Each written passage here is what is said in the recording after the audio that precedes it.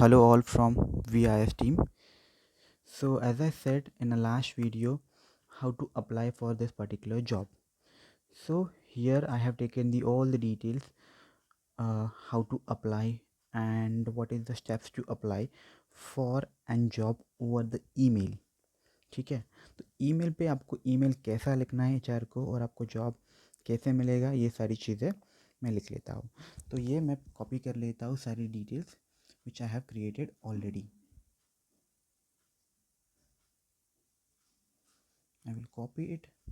ठीक है, same way here you can see the mail ID of the HR. I will click here, open it, so it will take me in my mailbox.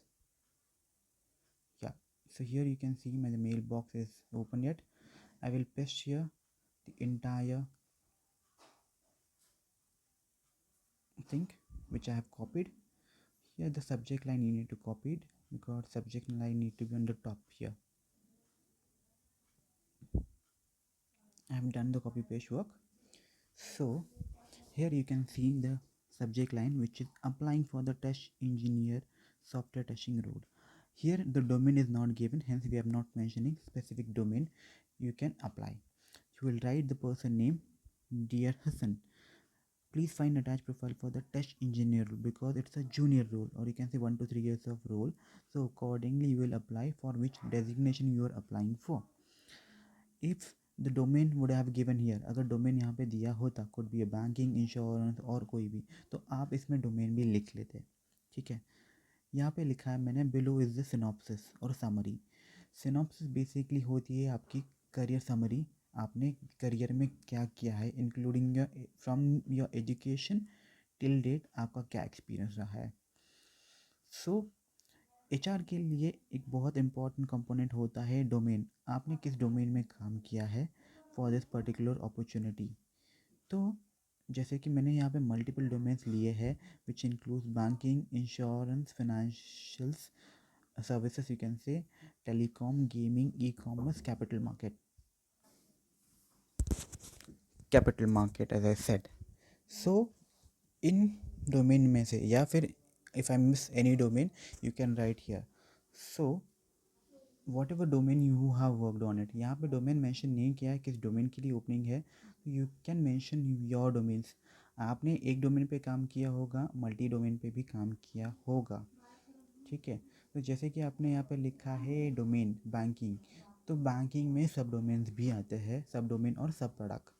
सब domain या फिर आप इसको सब product भी कह सकते हो. तो सब डोमेन या सब प्रोडक्ट ये होगा, जैसे कि पेमेंट एक सब प्रोडक्ट है, लोन एक सब प्रोडक्ट है, या फिर कार्ड एक सब प्रोडक्ट है. तो मैंने समझो लिखा है, मैंने पेमेंट्स पे काम किया है, पेमेंट्स. तो पेमेंट्स में भी this payment gets aggregated into sub product. ठीक है, एक पेमेंट एक बड़ा प्रोडक्ट होता है, तो उस पेमेंट में एक अलग प्रोडक्ट हो सकते हैं, जैसे कि UPI is a separate product, और एनईएफटी और आरटीजीएस और आईएमपीएस. तो एज आई सेड कि पेमेंट्स के भी सब प्रोडक्ट्स होते हैं. तो पेमेंट्स एक सब डोमेन है या फिर सब प्रोडक्ट है, उस सब प्रोडक्ट्स में भी सब प्रोडक्ट होते हैं, जैसे कि UPI, NEFT, RTGS and IMPS. और हर एक पेमेंट का अलग अलग तरीका होता है.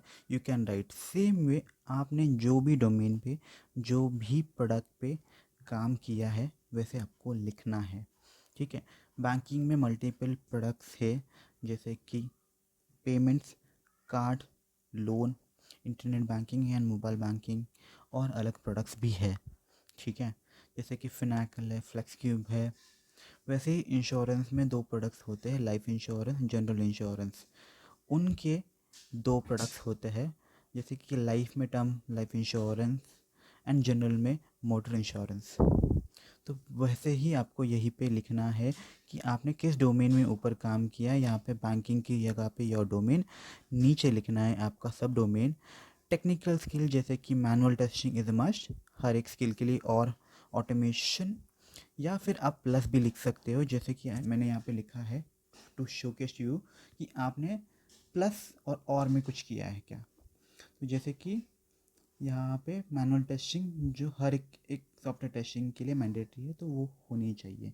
प्लस जैसे कि आपने एपीआई पे काम किया होगा तो you will write plus API.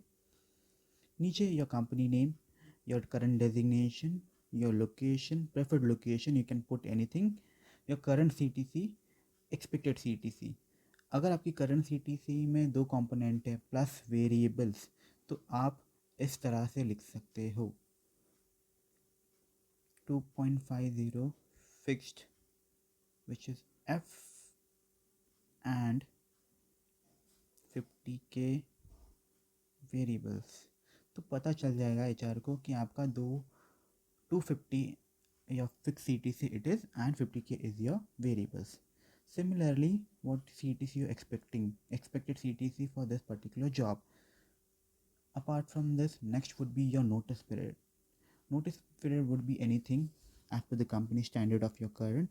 Could be 90 days, 60 days, 30 days, और you could be a immediate joinee. आप आपका यहाँ पे नोटिस पीरियड लिख सकते हो, what ever notice period you have. ठीक है, generally every HR prefer immediate joining because to close the position on priority. ठीक है, so if you're in less than 30 days or negotiate, or if you have spoke with your manager or HR, you can write here whatever your actual notice period it is, and accordingly whatever final outcome of your notice period come up from manager or HR, आप यहाँ पे लिख सकते हो। आपका reason for job change, एक main reason होता है एचआर के लिए to understand why you are looking for. जो भी रीज़न है यू कैन मेंशन हियर। तो जैसे कि मेरे लिए लर्निंग है तो मैं लर्निंग ही लिख रहा हूँ। Don't put learning from my basis. आप आपका जो भी रीज़न होगा लिख सकते हो। Next way, you have to attach your resume and send it. Once you send it, it will go to the HR and HR will connect with you for this particular opportunity. So this is how we can apply for a job opportunity. Thank you so much. Subscribe for more videos for any job testing. Thank you.